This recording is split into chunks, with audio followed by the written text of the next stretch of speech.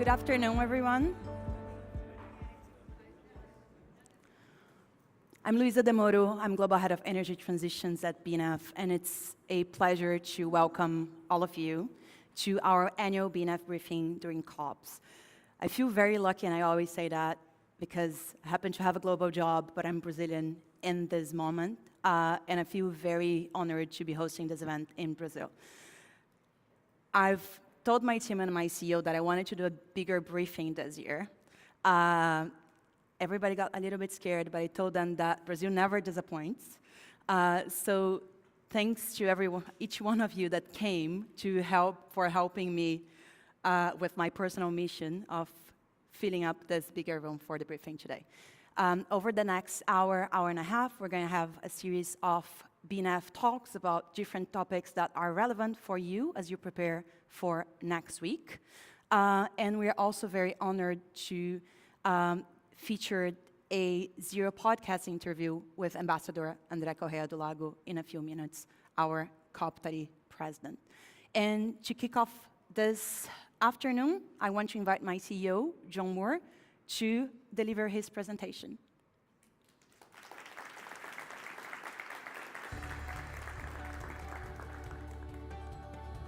Lisa, and thank you everybody for coming. I hope you had a good day one of pre-COP. So you got 2 weeks after this, don't forget. So anyway, hope you enjoy today. One of the things that, let's see if this actually works. There you go. One of the things that I get to do as part of my job is basically travel the world talking about the energy transition. And the phrase that comes up the most is where, the question that comes up the most is where is the energy transition? And the answer I always give right now is we're on very different pathways moving at very different speeds. And actually, my slides are on auto mode, so that's a bit weird. Can we go back to the beginning, please? So that we were joking that I'm always the guinea pig on the stage. It's always really annoying, but anyway, there you go. Well, we know auto mode works, so I'm just going to click it once and see what happens.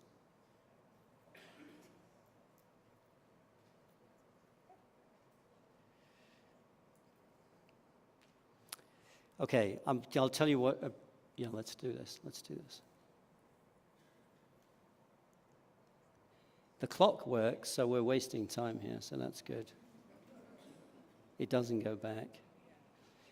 Anyway, I'll tell you what the first slide shows you. Basically, we're moving at very different pathways, very different speeds around the world. And in fact, if you move to the next slide, last year you could actually see this. So this was the 2.1 trillion that was invested in clean technology last year.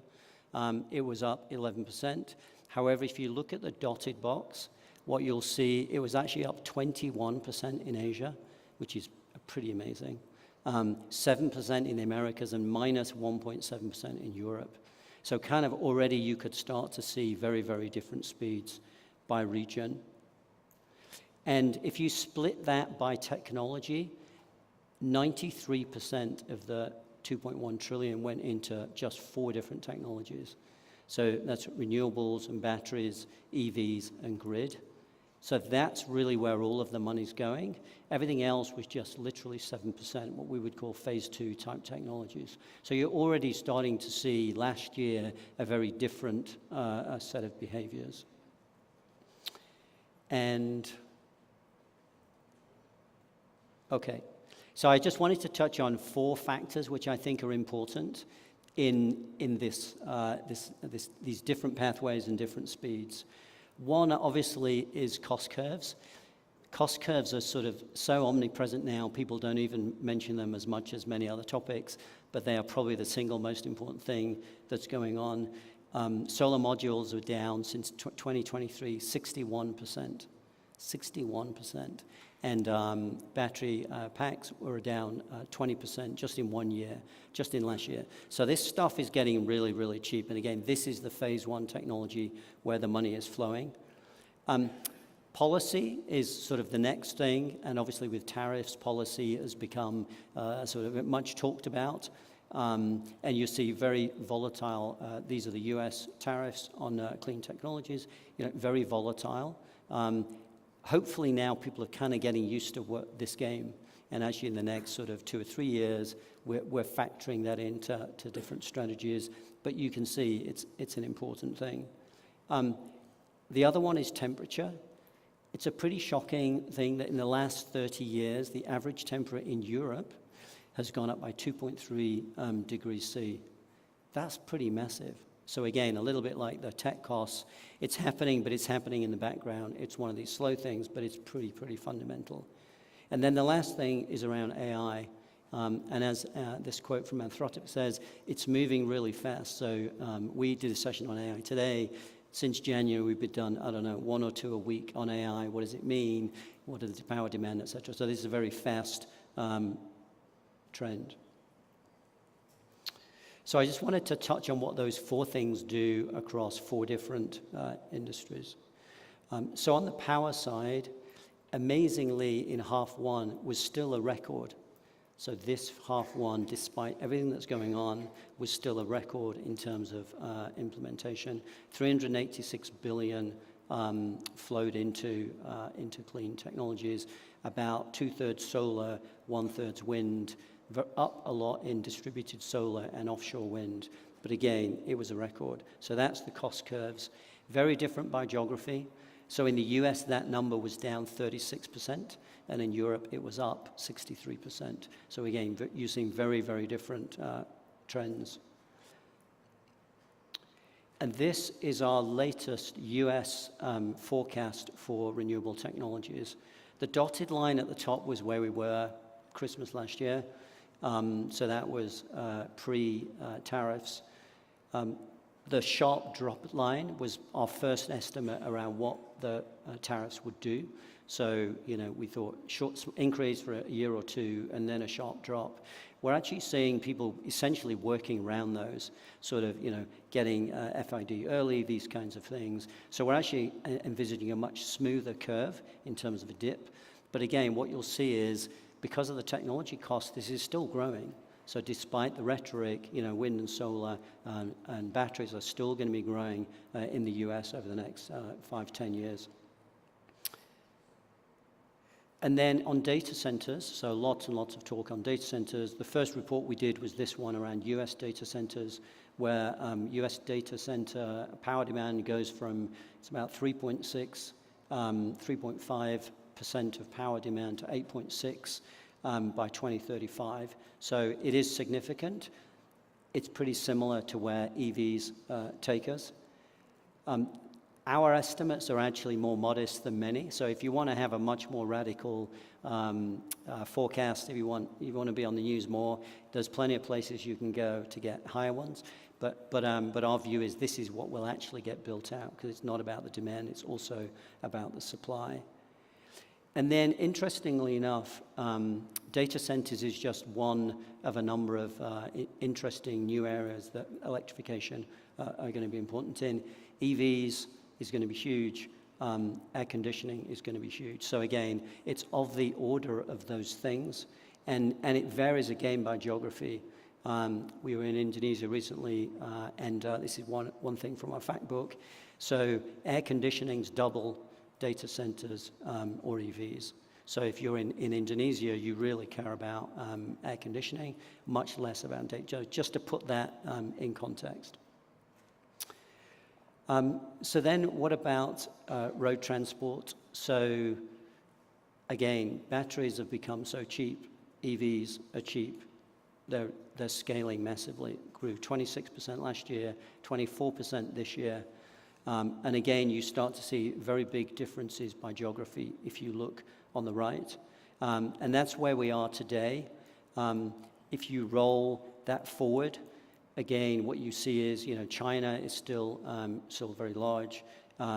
Europe recovers. And then you see pretty much most countries growing. Again, the cost curve takes over, and people will really be purchasing, much cheaper vehicles. If you look at Australia there, that's a 7x growth. So Australia, very open to importing the cheapest, the best vehicles, and they're going to see a massive uptick. So again, different geographies taking different pathways. Affordability is still key. So again, if you look at the chart where we were, in China, it's already cheaper to buy an EV, and that's why they're scaling. And at the beginning of the year, this was where the policy was. So all regions were supporting electrification of passenger vehicles. Where we are now is not so good. So China is still full steam ahead. Europe has delayed a few things, so it's slightly more hesitant, slowing down. Again, policy is either a following wind or a headwind. It doesn't overcome the economics. And you can see the US there really is in serious pushback mode. And that's what that does to EV uptake. Again, interesting enough, the chart still grows, it just doesn't grow as much. So this is 20-30% of EV sales, would have been nearly half, and it's going to be over about a quarter. So again, it's a headwind, but it doesn't change the fundamentals. And this is probably the most shocking chart. So this is Chinese EV sales against US car sales. So there'll be more EVs sold in China than there will cars sold in the US. About next year, that crosses over. So that's again, you couldn't pick two more different pathways. On the hard-to-abate sector, so basically what we said is, this is, in percentage terms, a much, much smaller number. We're actually at a much earlier stage. We call them phase 2 technologies and think about them as 2030 when they really, really scale. If you use hydrogen as an example, you can see the committed really means that the project, fully funded, in progress. It's actually a fairly small number of 3.3 million metric tons. And that's a small fraction of what was planned. So if you look at the chart on the left, that shows you about 200 million metric tons that are in people's plans. About 13.4 million are actually have offtake agreements. And of those, on the right-hand side, only 13%, so about 2 million metric tons, actually have a binding agreement. So again, this is really where the market is, and there's been a reset, but at least we can see that growing. So it's early days, but you're already starting to see the buyers of this are either people that use hydrogen today or airline and shipping. So you're starting to see that tighten up. And again, what you see is very different pathways. So if you're in the US, you're going to be using gas and CCS, blue. If you're in China, you're going to be using renewable energy and electrolyzers. Europe and rest of world is still caught between, but again, very, very different pathways, and we'll sort of see how quickly those move. And finally, just an adaptation. It's a pretty new area for us, actually. But it's pretty real. So again, if you live in Europe, this never used to happen. Now it does. So the temperature change is really starting to impact. So that is sort of land impacted by wildfires this year. So again, these are big step changes. And interesting enough, Bloomberg Intelligence, our sister research organization in Bloomberg, has starting to track the costs of this. And their number is $1.4 trillion last year was due to climate. So that's not just property damages, that's outages, financial impact of outages, that's crop damages, that's the inflationary pressure of build back. But these are pretty big numbers. These are pretty shocking numbers. Again, 2.1 trillion spent on clean tech, but we're spending 1.4 on cleaning up what climate's already bringing us. And if you just strip out the US and you just strip out property damages, this is the number you get to. And what's interesting is that some of this is government funded, some of this is insurance, and some of this is uninsured. So what that means, that's property damages that the general public or the banks that lend them the money to buy the property in the first place. So this is a really, really important and interesting thing, much understudied, but we're getting onto it. We've actually started to look at an adaptation scorecard for 25 different countries.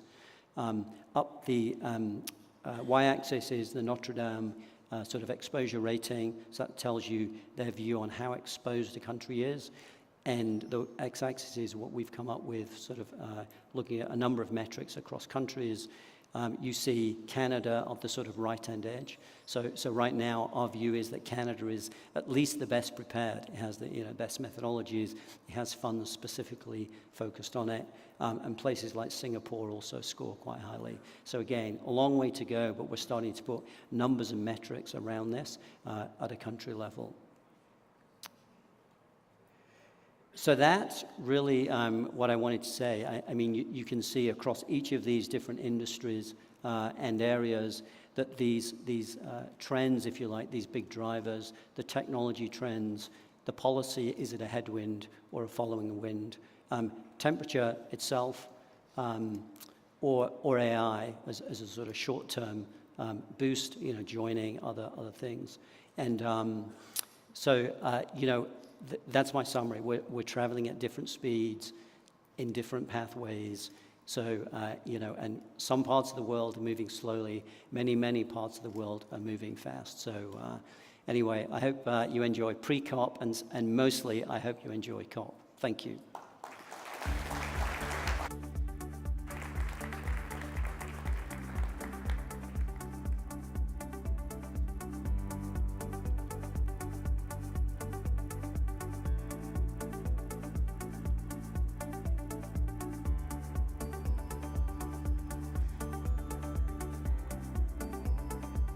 Thank you so much, John. Thank you for providing a high-level view of major trends in the world that will be relevant for the coming weeks. Before we deep dive into specific topics about trade, supply chains, emerging markets, and a few Brazil-specific factors as well.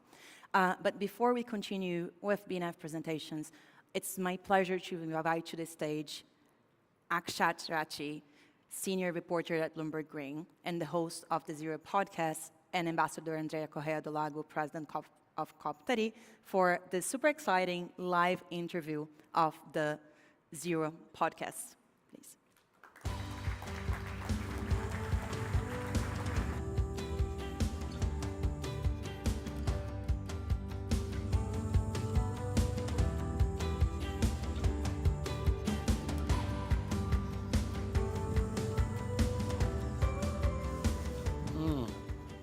Yay. How are you feeling? Fine. Well, André, welcome to this Bloomberg NEF event and welcome to a live taping of the Zero podcast. This will be my 5th COP. And before we come to what needs to be delivered at this COP, let me just recognize that it's going to be a marathon. It's 2 weeks of non-stop talking, non-stop negotiation, and a lot less sleep. So what are your tips and tricks to survive COP? Well, my first COP was in 2002. So let's say that I've seen a few, not all of them. Don't think that I go every year to that very special experience. But I believe that this is going to be really a very different COP because in the preparation of the COP, what we call the mobilization period, I think that most people agreed and realized that COPs have been much more successful than people think. We have approved so many things. We can already do so many things. We have mandates to do so many things that this COP can truly be the first COP that effectively is an implementation COP. So I think that this is what is driving some optimism in all of us that we are going into a COP not as the usual COP. So I want to spend a lot of our time talking about deliverables. But before we come to the deliverables, I understand there are still delegations looking for accommodation at Berlin. Is that the case? I don't think so. I believe that the accommodation issue in Belém was first to have rooms for all, affordable rooms for all the delegations, because we need everybody to go. And this has been already confirmed. Now, now that people are seeing that the prices are going down, et cetera, I think that some delegations are growing, which I think is great. They're going to discover the amazing food of Belém and the many charms of Belém. And so they are most welcome, and I believe that they will find some nice rooms. So we spoke last year in Baku, and you had given me big picture view of what COP30 would be. You're here now, you're COP president, it's going to start. We all know this COP is going to be a little different. It's 10 years since the Paris Agreement was signed. All the rules that needed to be agreed in the Paris Agreement that required negotiations, quite testy negotiations at times, they've all been done. The one thing that COP30 needed to achieve by the time countries even came here was to make sure that countries submit their climate plans.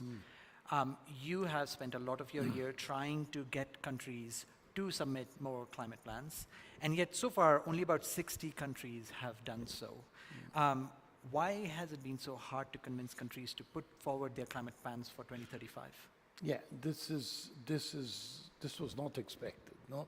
Because the deadline, the original deadlines for the NDCs, which are those nationally determined contributions, was February.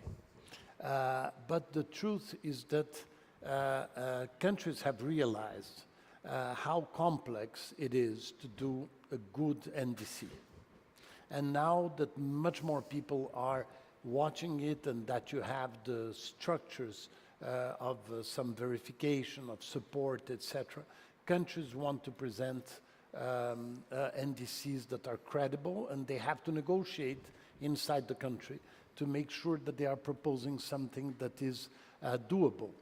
So we had lots of consultations in Brazil, but we did it in advance because we knew we were going to preside the COP, and we had to present our NDC, and we presented our NDC in Baku.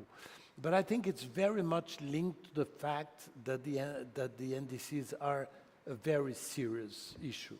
Now, what do we do by having much less than we should? First, we have some consequences, is that the reports that we were supposed to receive from the NDCs that would have brought a more informed debate at the COP, these reports could not be done the way they were supposed to. But the synthesis report, which was presented, I think shows where we're going, and tomorrow we will have the gap report from UNEP that will also work on the numbers that are available. But it is true that it is something that was quite unexpected. So the numbers we do have, and there are some analyses that have come with numbers, is that we are heading towards a world that is 2.7, 2.8 degrees Celsius of warming. The Paris Agreement goals are 2 degrees Celsius, ideally 1.5 degrees Celsius. Now that gap has been reducing since the Paris Agreement. It was about 4 degrees Celsius, it has been falling. But that fall has now slowed down. And one of the goals that you were hoping, if these NDCs, if these climate plans had come in time, is that you would at COP30 come up with a way to try and narrow that gap, to try and accelerate the speed of decline for that higher temperature end. Given where we are right now, how do you think you're going to achieve that at COP30? Well, it's complex.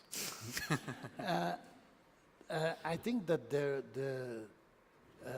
is a recognition of the necessity of lowering to the expectation to 1.5. But I think that you mentioned something that is essential, is that Paris worked, because when we were negotiating Paris, we were going towards at least 4 degrees. So Paris worked. Now, it didn't work in the way that was expected. If you ask developing countries, it's because there was not enough financing. Because it's true that many of the numbers that were presented by John, and a very good presentation, is that most of the renewable revolution, for instance, is happening in developed countries and in China. And there is an incredible potential in developing countries. So the point of developing countries is quite logical. If there was more financial resources, this revolution could have happened in other countries too. Sometimes developed countries talk about ambition and things like that, but ambition, seen from developing countries' point of view, is ambition both in finance and in mitigation. So the two things have to go together. Now, the cost is high, but the returns are enormous too. We are seeing that China recognizes that a considerable part of its growth, of its GDP, has been linked to the agenda of combating climate change. Many jobs also have been created thanks to that. So we have a demonstration that this is something that works very well in a developing country. And I believe that we end up coming back to finance as a key issue, which it is since we negotiated the Climate Change Convention in 1992. So I want to come to finance, but let me come to one important topic before we come to finance.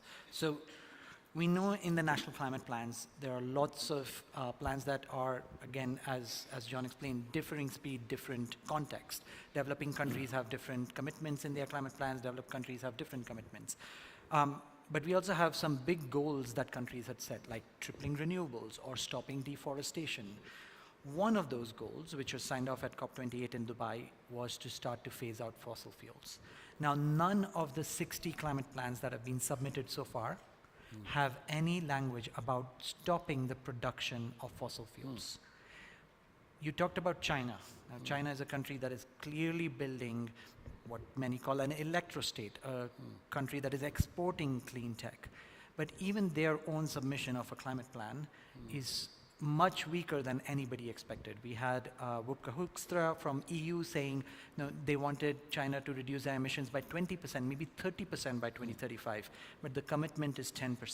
So what do you think you can do at COP30 to try and get countries to start to phase out fossil fuels? Yeah, it's very easy to have an opinion about the other countries, no? So China has many opinions about the EU reduction of emissions also, and about financial resources. So I think that we have to concentrate on what the countries can really do among themselves. And in fact, what we agreed in Dubai was to transition away from fossil fuels. That's the wording that allowed the GST to be approved. And in Brazil's NDC, we mention it. We, in our NDC, we say that we welcome a discussion on how we're going to do this transition away. And the transition away is agreed by all, but it's going to be different according to each country. And that was something also that was in the presentation. We're going to have different transitions. And I think that this is an extremely important debate. How are we going to organize in each one of the countries this process? Now, some countries have completely different circumstances. So now we have, for instance, here in Brazil, we have asked some think tanks and universities to develop some ideas on how can we transition away. And we've also asked sectors of Brazilian economy to present their way of looking at how this transition can happen. And I think this exercise is extraordinary, and somehow that's why we have to trust and believe that these COPs are useful. I'm highly suspicious, obviously, because I'm going to preside one. But the fact is that if it was not for the COPs, we would not have developed many of the technologies that we have now. We would not know about so many things that we know, and all these statistics that allow us to understand what we need to do, what we can do, and what we have still to invent, because unfortunately there are things in that direction too. So coming to finance, at COP29 there was a commitment to come up with a roadmap called the Baku to Berlin roadmap, and you're supposed to present that roadmap now. Now, a roadmap says it's a roadmap. It's going to tell you what are ideas to try and unlock climate finance as much as $1.3 trillion every year. What should we expect in the roadmap that would be concrete, that could convert into real money for developing countries? Well, I wish I could give you a very exciting news that we found 1.3 trillion a year by 2035. I believe that we have to understand better what is climate finance, to understand better the numbers, where it comes from, how it is used.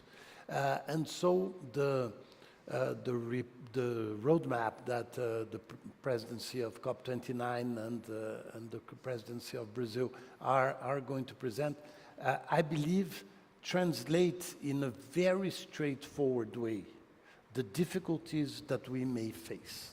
And there are many things that we have to do, but obviously there is no silver bullet. So we have to work on many of the directions that we are already exploring. The good news is that we are already exploring probably all the possibilities to get these resources. The second thing is that we have to take the pandemic as a reference.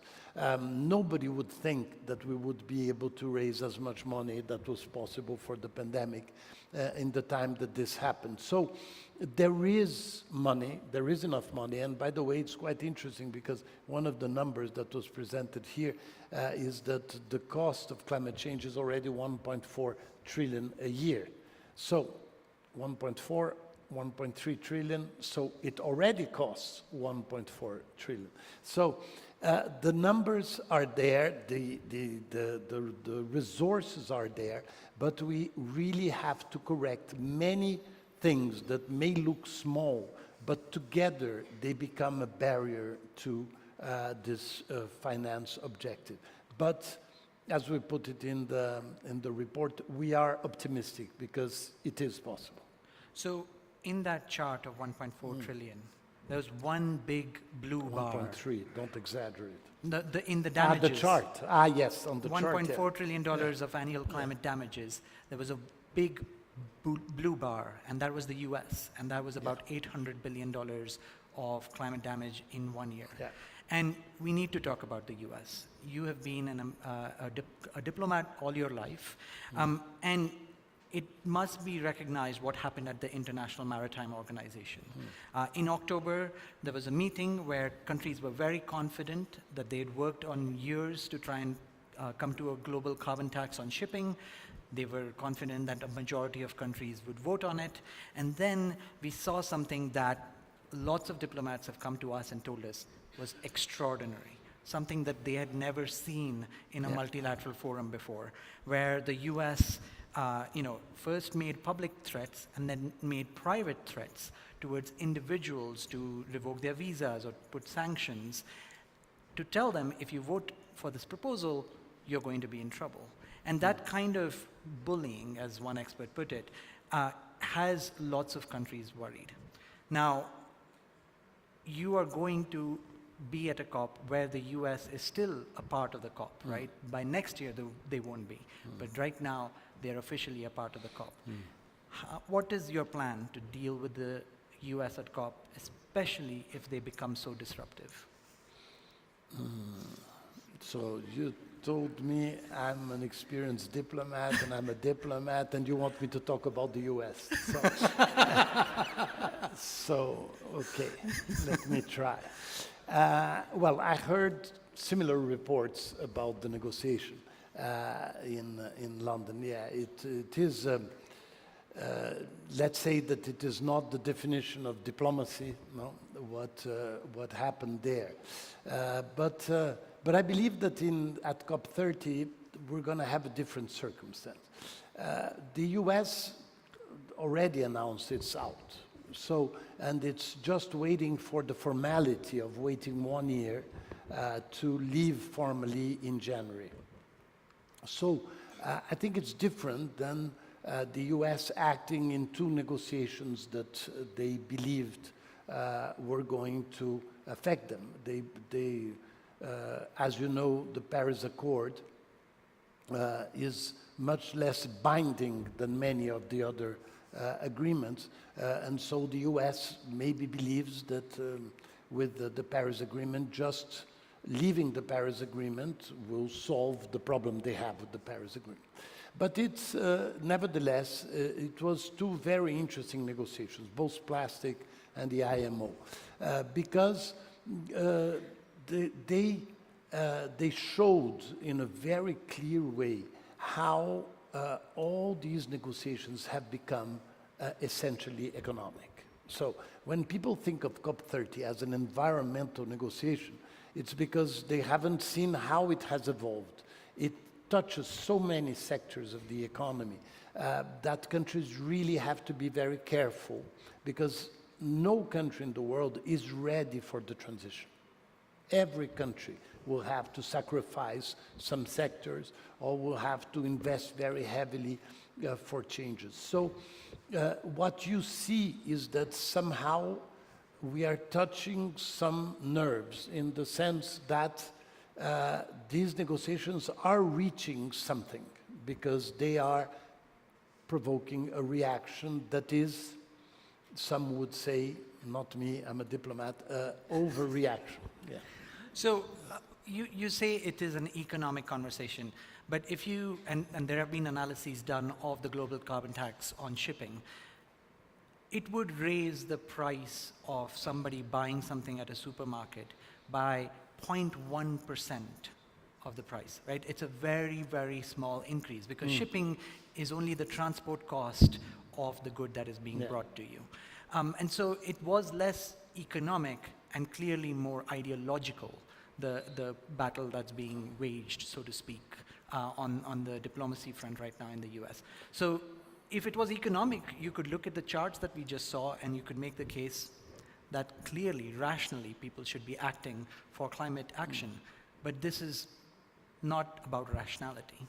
Let me tell you, when we like 2 years ago, when we were discussing the IMO issue, we had some strong indications that it would increase significantly the cost of shipping for some Brazilian products, because Brazil is an important exporter, but we're out of the usual routes. No?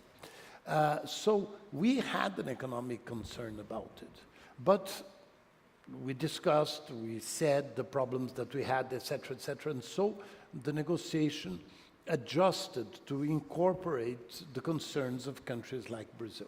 That is what negotiations is about. You have to be careful, because sometimes it will affect your country in a very negative way.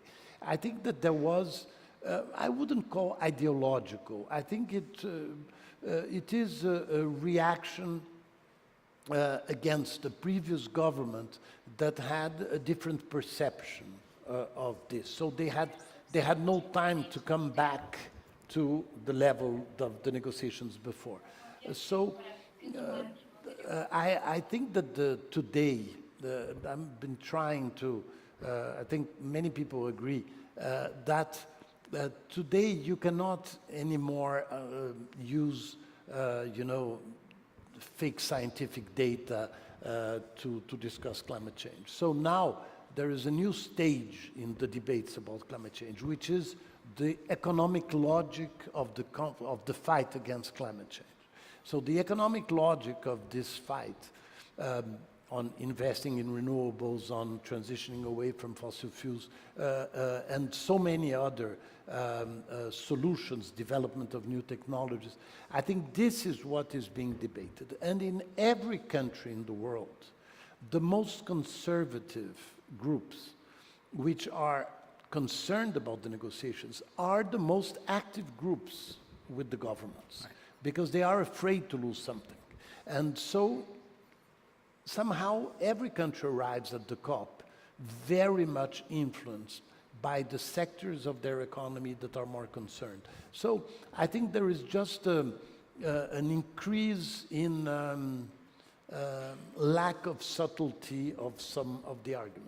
So in this fracturing of geopolitics, one reason that you have articulated in the past, that President Lula has articulated, is that you want COP30 to be the showcase that multilateralism is still working.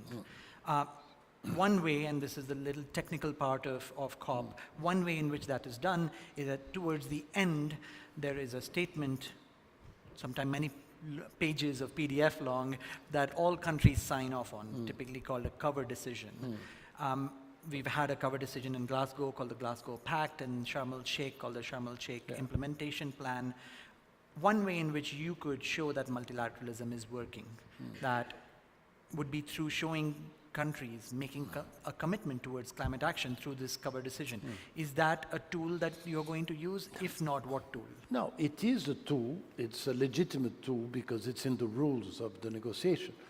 But in the more diplomatic Brazilian tradition, we praise transparency above everything. So there are some actors that are telling us we need to cover decision, etc.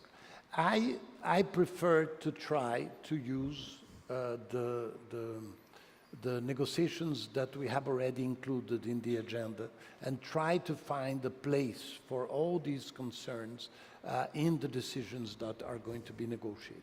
Now, there may be a movement of countries, of a very large number of countries that say, look, we are in a situation that only a covered decision can solve the situation. So I don't know if we are going to reach that moment, but I believe that for the moment, I prefer not to work with the idea that in the last minute we're going to come with something. Let's try to work with the elements we have in the most transparent possible way, and I think that we can reach a good result that way. But let's see, because, you know, all COPs are a bit strange, and I think that this one will also be a little.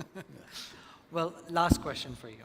So COP over the years have grown in size, but also in importance and in attention that they gather from the world. One of the ways they gather that attention is there's a headline at the end saying, this is what we achieved. You're now saying there are many things that we've achieved. This is about actually implementing them. But you want the leaders who will be coming here to Brazil to go back home and say why it is worthy of still working on the Paris Agreement. What is it that you think they can get from this COP? And what is the message that you would hope leaders would take back to their own countries? Well, as you said, COPs have grown enormously, and COPs have a huge impact on the economy, on social issues, on so many themes. So it's very difficult to imagine one thing at the COP that would please everybody. The other thing is that many times conferences like that, you only see the real impact of the results after a certain time. All these things that I'm saying is to be diplomatic and say that I don't know what I want at the end of the COP. But the point is that we need many results of the COP, because we have many layers at the COP that we have to satisfy. I mean, we need business to be satisfied, science to be satisfied, civil society to be satisfied, developed countries to be satisfied, developing countries to be satisfied.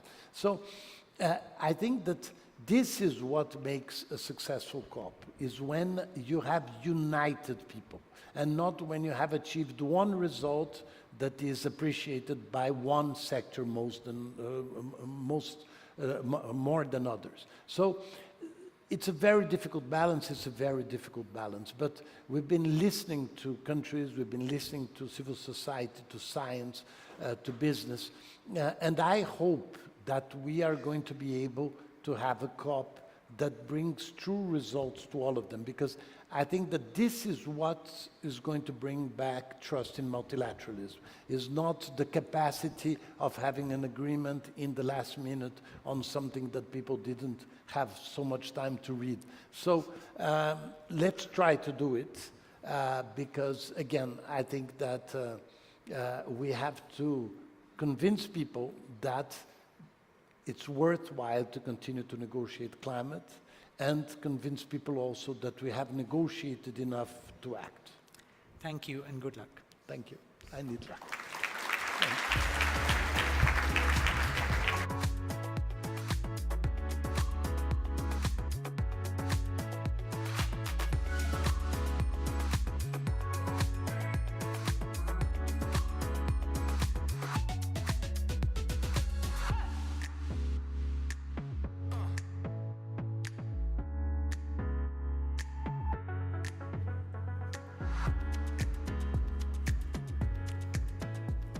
Thank you so much, André, for joining us one more time at a BNEF event.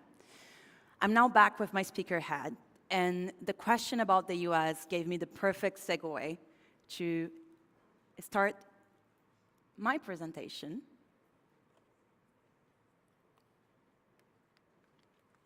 With some drama.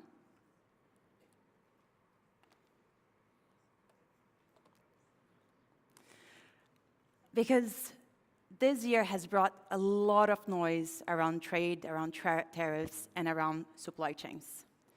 And the noise has happened because we have all been bombarded with news that brought confusion and brought uncertainty. And our goal at BNEF is to help you cut through this noise.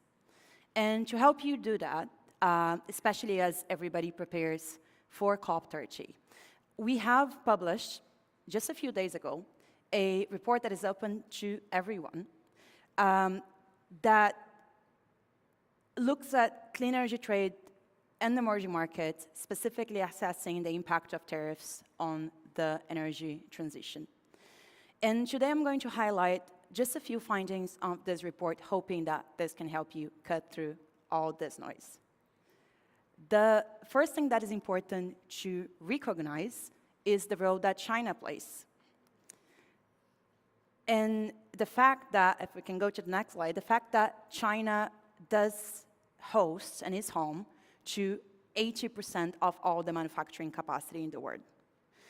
And this mostly applies to every single part of the solar value chain and the batteries value chain. And this is despite the facts and the big announcements and the billions that a lot of the Western countries have been talking about when they talk about onshoring value chains. China is also the world's clean energy equipment supplier.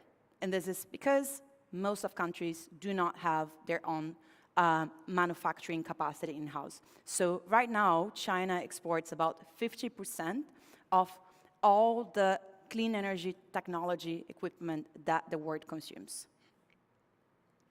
And China's leading role in clean technology manufacturing is reshaping global trade partners. And this is because low and middle income markets are starting to take an increasing share of these Chinese exports. Low and middle income markets have become increasingly important clean energy trade partners for China. And to be more specific, to help you visualize this, for battery electric vehicles, for example, the share of Chinese exports going to low and middle income countries has jumped from just 8% in 2022 to a third of the total in 2025. And if we look at solar, China is now, half of all the Chinese solar exports now go to emerging markets compared to just a third of the total just 3 years ago. And a lot of this is driven by cost.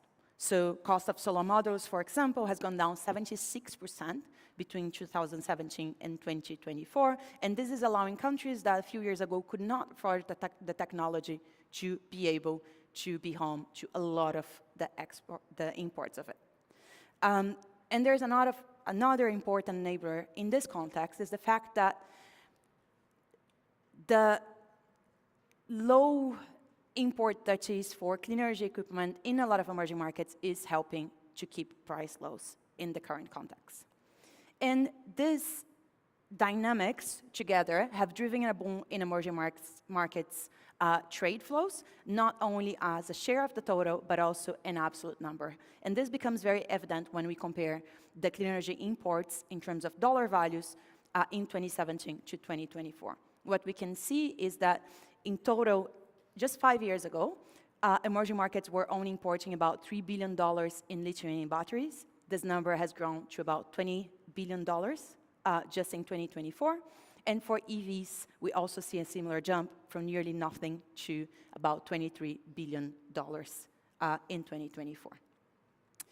Latin specifically accounts for, it's the region with the greatest share of imports, with 30% of all the clean technologies flowing to Latin America. However, we cannot ignore all the noise around protectionism and the energy transition. And over the past year, the past 9 months to be more specific, we have US import tariffs have dominated the news and generated a lot of noise. In the US, solar products and non-EV batteries have faced very sharp swings in terms of import, that is. And when we look at the trade-weighted average US import tariff, in simple words, when we look at what is the weighted average of the import tariffs considering all trade partners and import values as well, what we can see is just over 1 year, between July 2024 and July 2025, the import duties for solar modules has gone up from 13% to 195%, and for non-EV batteries from 8% to 31%. But, as I said before, we need to help you cut through the noise. And all these headlines around import tariffs in the US have limited our ability to listen to what is actually happening in other markets. And different from the news headlines that we hear about the US, what we find when we look at adoption of restrictive policies around many markets is that the number of restrictive import policies adopted by all the major markets this year is actually smaller than previous years. And although what you can see here is that emerging markets are actually driving the increase in restrictive policies, it's just concentrated in a few countries. So the trend is not yet being replicated by most of the markets. But it's important to highlight the yet, because this might start changing soon, as some countries are due to implement measures such as Brazil, Indonesia, Kazakhstan, and other countries are considering if they should also start imposing new tariffs, such as South Africa, Mexico, India, and Uzbekistan. And as we get very close to COP30, there is one important question that we need to ask. And this is, what would protectionism mean for the tripling renewables pledge of COP28 and for the COP29 pledge to increase energy storage capacity by 6-fold? And to help answer the question, we have looked at two key technologies, solar and batteries, which are the most impacted and exposed to increasing tariffs. The impact on wind is very low compared to those two. And we have also leveraged the capacity additions from our net zero scenarios, which align with the tripling goals, looked specifically at 8 markets that account for vast majority of the capacity that needs to be added, and looked at 3 different tariff scenarios: current scenario, higher scenario, and extreme scenario. And what we found is that for these countries analyzed, a extreme tariff on solar, which in this case is 100% tariff, which is actually based on real case and real tariffs being considered, would lead to an additional investment need of $76.5 billion just over the next 5 years. And for batteries, an extreme tariff of 50%, which is again based on real cases, will lead to an additional investment need of $60 billion. What that means is that from the tripling renewables context, only for those 8 countries that account for 50% of all the solar capacity that needs to be added and 80% of all the battery capacity that needs to be added, will lead to an additional cost over the next 5 years of $137 billion, or 16% increase in costs to achieve the tripling renewables goal. If we then estimate that to the rest of the world, we're talking about an increase in investment of about $250 billion, which is quite significant, thinking about the need to achieve the tripling renewables goals over the next 5 years.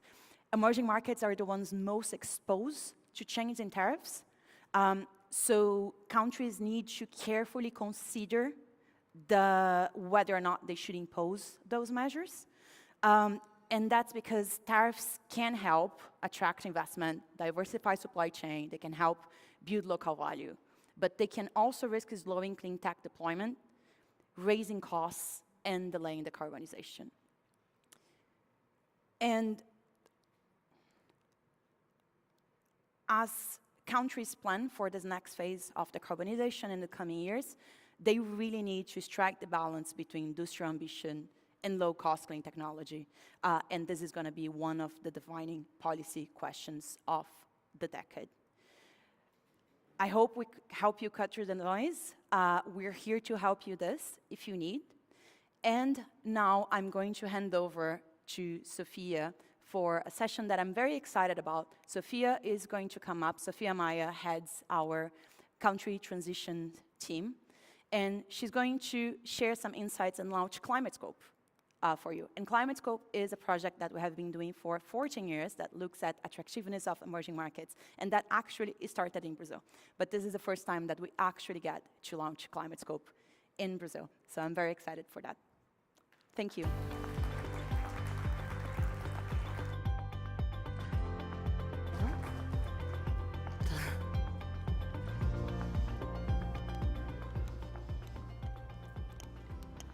Hello, good afternoon. As Luis already mentioned, my name is Sophia Maya. I lead BNEF's Country Transition Research Team. And today I'm here to talk about how emerging markets are progressing towards the energy transition. As Luisa mentioned, most of this, the presentation will be based on the key findings that we have from Climate Scope, which has been released earlier today. And and for those that had never heard about this before, I invite you all to point your cameras to this QR code in order to have full access to the report, the results, and also the tools that we have. So this year is actually a special edition for Climate Scope because we decided to cover this analysis on the progress of emerging markets, taking into account the 10-year anniversary of the Paris Agreement. So all the analysis made on this report, go back to 10 years ago. So this is actually like most of the key findings that I'll bring here today. They are kind of a bittersweet story because, of course, we have seen progress being done in making those markets, but it has kind of been uneven.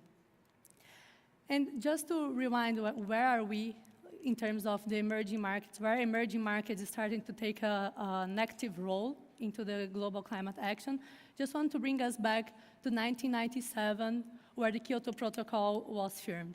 So by that year, there was only a binding framework applied exclusively to developed markets. And then in 2009, at the COP30 at Copenhagen, developed markets, they had to provide 100 billion annual finance goal by 2020. Then, 2015, we have the Paris Agreement, which was the first universal voluntary framework with emerging markets committed to climate action based on the principle of the common but differentiated responsibilities, which means that everyone has responsibilities with the climate change, but they have to take different actions towards that. And again, the 100 billion finance goal was reaffirmed during COP21. This universal voluntary framework, it's basically the NDCs that André has already mentioned earlier today. So I won't go through all these key points. But one thing that I wanted to highlight is that the first time that this 100 billion goal was achieved was actually in 2022. So we basically missed 2 years of the first deadline. And then last year, during the Baku COP, we had a new finance target agreed of $300 billion per year by 2035, with a bolder goal to achieve 1.3 trillion per year by 2035. And now we stand here about to have the COP30 in Belém, which is called an implementation COP. We have already heard that most of these markets, they haven't delivered their NDCs yet, but hopefully they can do that until after COP. But the main thing here is to understand why emerging markets started to be important in the global climate action. And looking at this, basically the second chart on the global emissions by trade category, emerging markets have seen an upward trend of emissions over the past years, but more specifically from 2000 to 2024, these emissions grew 70%, which means that they have been acting like they are expanding their economies, they are growing, but at the same time, emissions are rising as well. So that's really necessary for emerging markets to take actions and responsibilities for these emissions. So here I wanted to bring the 3 main key findings from the report, starting with the investment front. So on the investment front, investment has surged, but it remains concentrated and insufficient. As you can see here, renewables investment has nearly tripled in emerging markets, from $49 billion attracted in 2015 to $140 billion in 2024.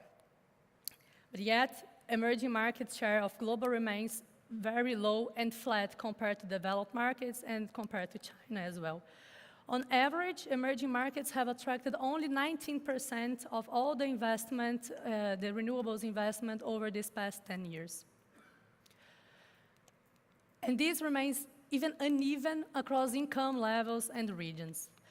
This first chart, it clearly shows us that low-income markets, they have received barely nothing of renewable investment over the past decade, basically 1% over the past 10 years. And then we go to the regional level, investment is also concentrated with almost half of the investment being attracted in the Asia-Pacific region. Meanwhile, we have Africa. Africa attracted only $18 billion last year, even though they have a huge amount of countries and more needs to deploy renewable investment and to also have on the electrification access. But this concentration within income levels, within regions, that does not actually tell the whole story, because things are even worse when we go into the country level. If we take into account the cumulative renewable energy investment over the past 10 years and the investment attracted only last year, we have basically the same markets attracting all the investment, most of the investment from renewables in emerging markets. Brazil and India, they have always been on the top, attracting a third of all this investment. And one thing that's very interesting to highlight here as well is that the investment is mostly directed by solar. So solar has been leading this renewable investment growth across emerging markets, and especially as the distributed generation expands in these emerging markets. If we look into this first chart, of the $140 billion attracted in 2024, around 75% came from solar. But then we have this split between small scale solar and utility scale. With with some highlights to small scale, as over the past 5 years, this technology has kind of outperformed the other ones. And within the solar share of investment, small scale now represents 63% of all the solar total investment in emerging markets, while utility scale accounts for only 37%.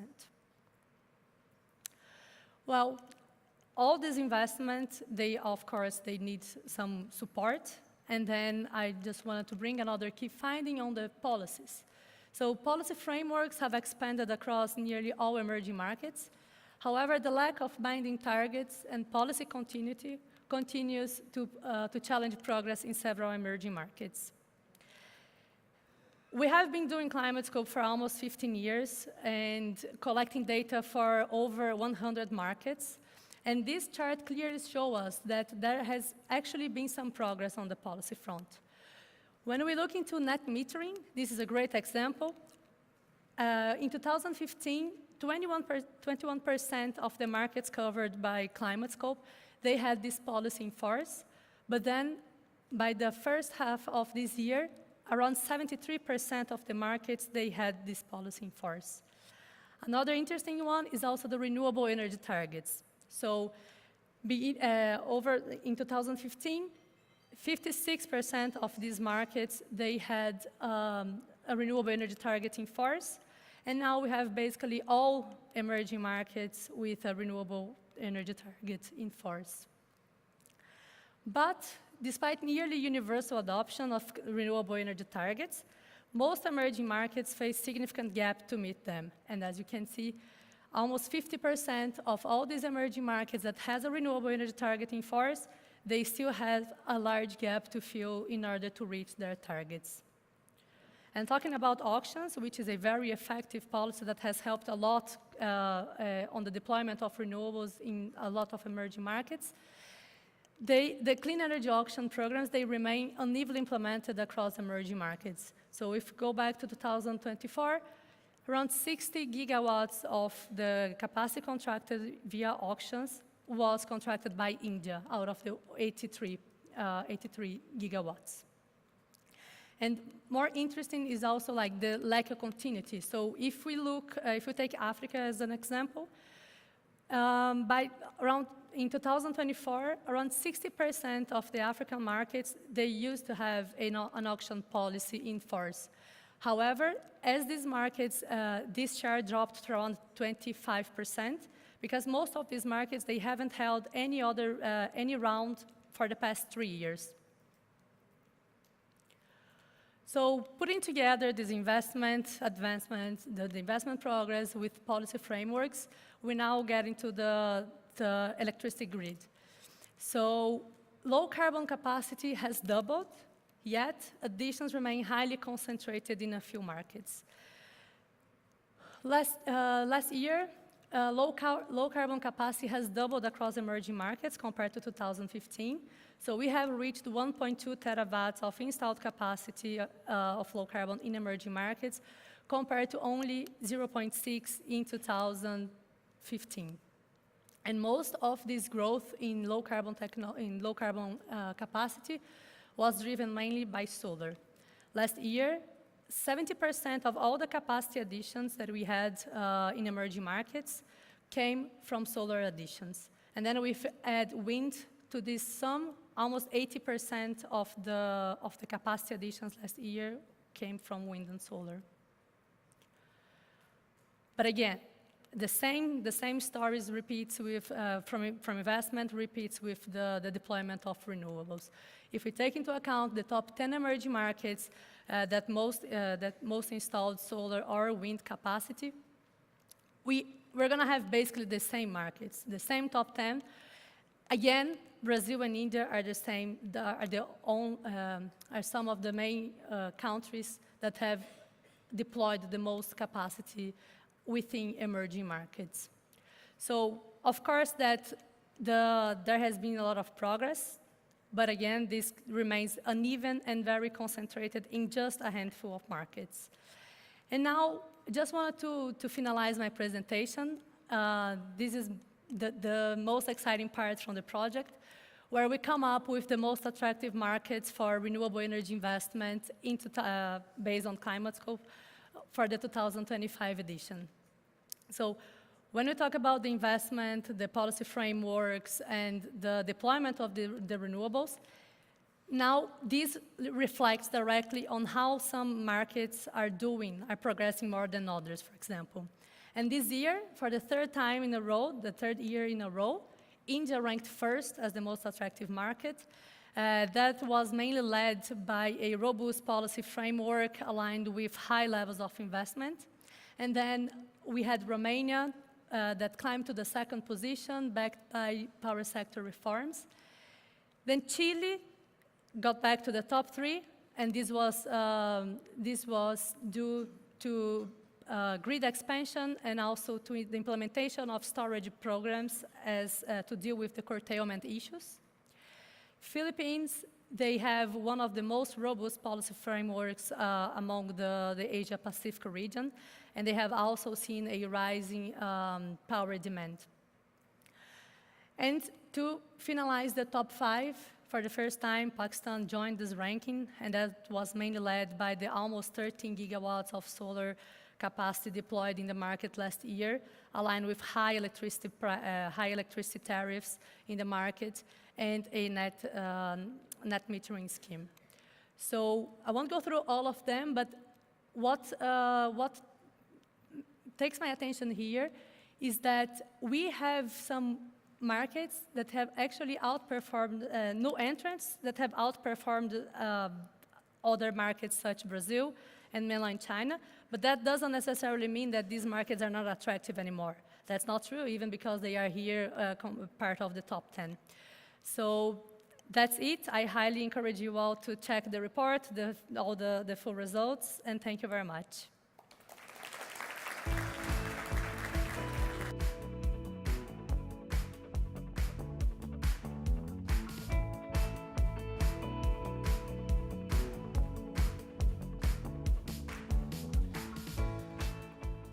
Thank you so much, Sophia. And now, to wrap up the event for the next 10 minutes, Vinicius Nunes, our lead analyst for Brazil, will share some data about the country. A lot of this is based on the Brazil fact book that you can find at the entrance. And the fact book was an initiative that we decided to put together a couple of years ago as Brazil was preparing to host COP30, because we understood that clear and biased data that puts Brazil in perspective and compares with other countries and brings transparency to a few topics is fundamental in this moment. This has helped shape a lot of conversations, and I hope the data that Vinicius is bringing to you today helps you as you prepare for the next few days as well.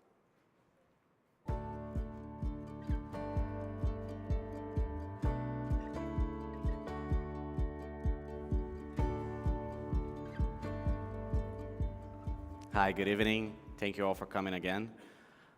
I'm happy that it didn't froze my slides at first. So now, to wrap up our presentation in the evening, I'm going to focus a bit about Brazil, as Luisa said. So we've talked a lot about global events, about emerging markets, but let's talk about Brazil, about the country that's hosting COP, and that's part of this global transition that touches all the countries. In order to do that, I've separated today 6 sectors that I think are important for you to understand how Brazil is positioned within those. And I'm going to start by talking a little bit about energy scenarios. So why that? That's because each country has a unique path towards decarbonization, towards the energy transition. But Brazil is definitely a country that's kind of an outlier and a different position. If you look in terms of the footprint, so emissions footprint by country, you see that in most markets, most of the emissions comes from the energy sectors. Where in Brazil is the only country where most of the emissions actually comes from agriculture. And if you include land use change, and deforestation, this is actually up to 70%. So there's no talking in Brazil about net zero if you're not talking about avoided deforestation, if you're not talking about agriculture. That said, the energy part is the other half, is still really, really important. And if you look into that and give a zoom, you see that Brazil's emissions today, up until 2024, is highly concentrated on that green area, which is the transport sector.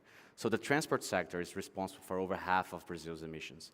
And then you can also see different trends in Brazil, just like the blue area, which is small in Brazil. That's because Brazil's power sector is already decarbonized, as we already said throughout today. If you look to our scenario up until 2050, you see that the ETS, economic transition scenario, doesn't see a lot of reduction in terms of emissions.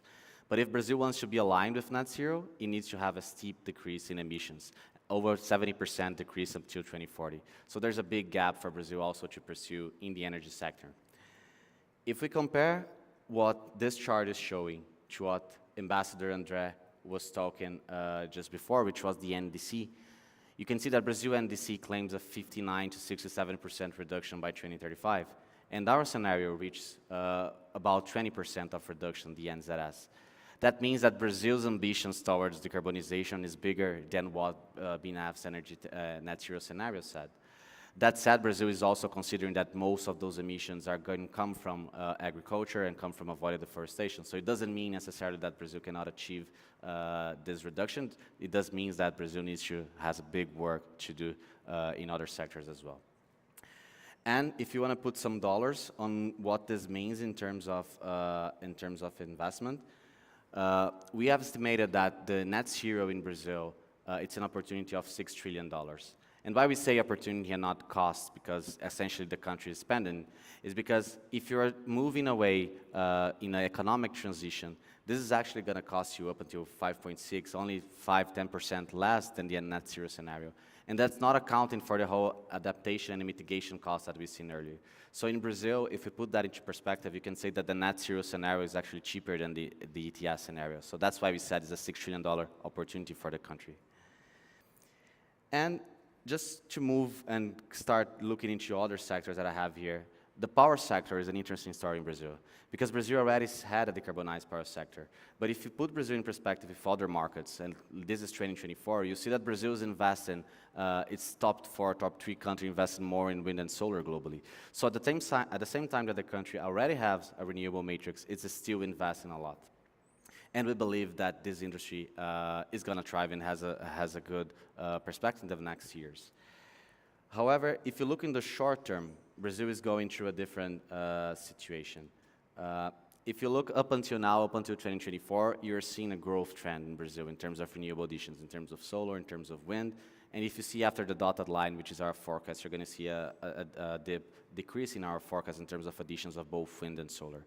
And that's because of the many problems that the country are facing right now in terms of oversupply of renewable energy and in terms of curtailment levels rising. This doesn't mean necessarily that this problem will continue in the long run, but in the short run, the country needs to address problems such as batteries and such as increasing the demand for this oversupply of energy that the country has in the moment. If we move to other sector, which is the sector, as I said, accounts for half of Brazil's energy emission, the transport sector has also an interesting story. And the first one that I'll highlight is about the electric vehicles. So electric vehicle sales are growing in Brazil, and they're growing fast. In the past 3 years, we've seen almost a triple-digit year-on-year growth, up until more than 100% growth in 2024. And we expect this to continue. In 2025, we estimate that over 200,000 vehicles, electric vehicles, are going to be sold in Brazil, either plug-in hybrid or completely battery storage vehicles. And this will achieve roughly 8% of all the sales in Brazil. If we look up until 2050, we expect that this trend to continue, and we expect in our ETS scenario that in 2050, around 8 in 10 vehicles sold in Brazil will be electric. And that I mean fully electric, not hybrid, not plug-in hybrid.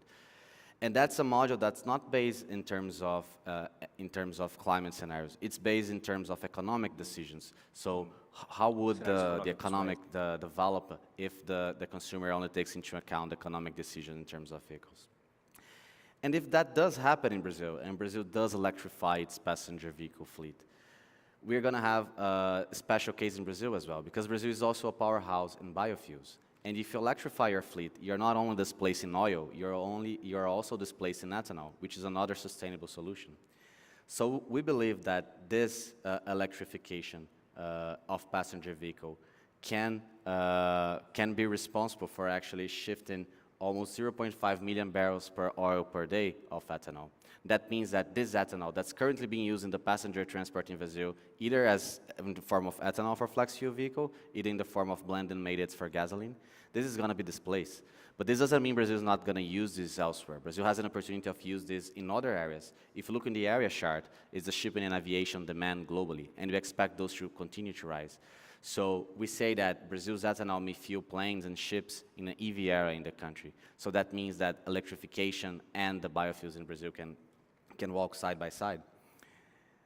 And if we look in terms of globally, so where's coming this demand for SAFs? We say that SAF is growing, but today it's only 0.3% of the total demand. We have a growing number, but it's still a small amount. And Brazil is positioning itself as a possible producer of the SAF. So if we put a Brazil map on the screen, you see that Brazil already have 5 or 6 refineries that are capable of producing the SAF, and is also continue to produce, continue to develop projects. We estimate that by 2030, 2% of the announced projects of SAF are coming from Brazil. That's projects that have already been announced. And if we look in terms of acceptance of those fuels, that's the point that Brazil needs to be careful, because this ethanol, especially the first generation ethanol and the soybean ethanol in Brazil, is not accepted everywhere as a sustainable solution. So in the EU and the UK, Brazil's SAF could have restrictions in terms of acceptance because of the concerns in terms of deforestation in the country.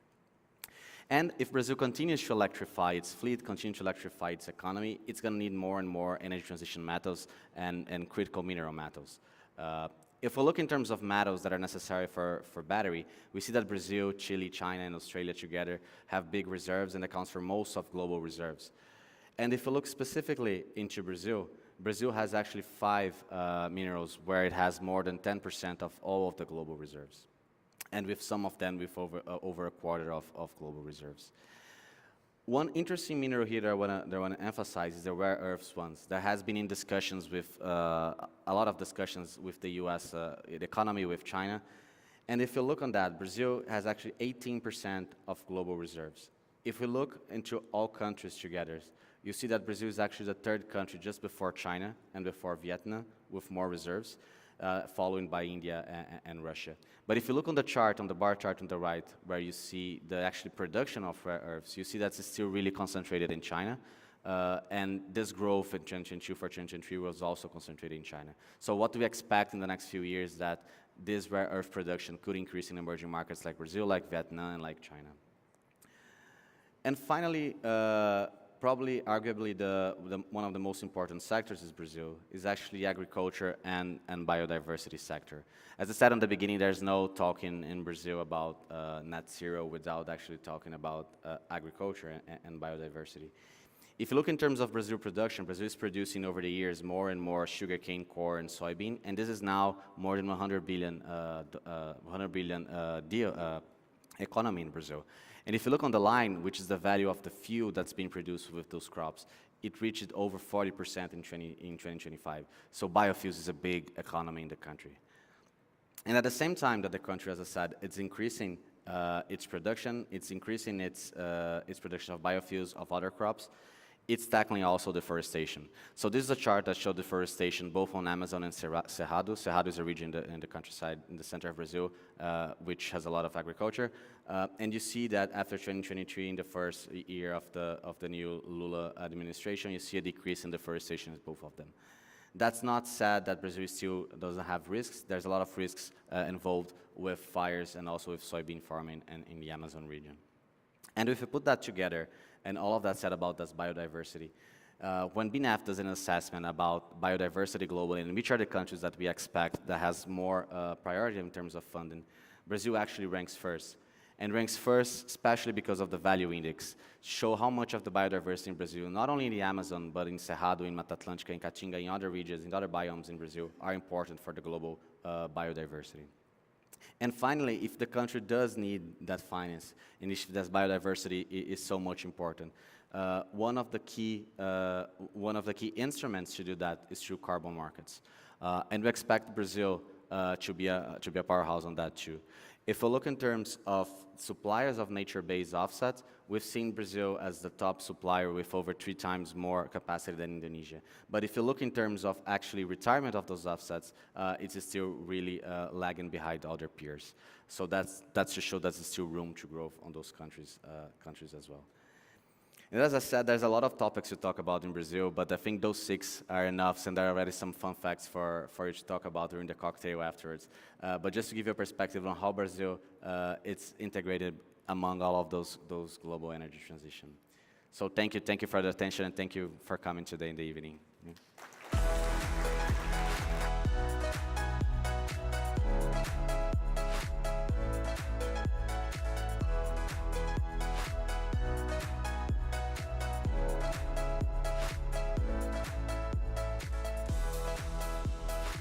Thank you so much, Vinny. And before closing remarks, just want to remind everyone that we're hosting a reception right after the briefing on the 2nd floor, and we hope to chat with all of you there. And to close the BNF briefing, I want to invite Kevin Shiki to the stage, Bloomberg's Global Head of External Relations. Thank you so much, Kevin. Thank you, Louisa. Of course, it's always tough when you realize I'm the only thing standing between you and a drink. I am down from New York. I arrived yesterday. I've had a tabarina, for those of you traveling from out of town. I am neither blind nor dead. I recommend them, although the night is still young. I will be extraordinarily brief. Listen, I want to thank everyone.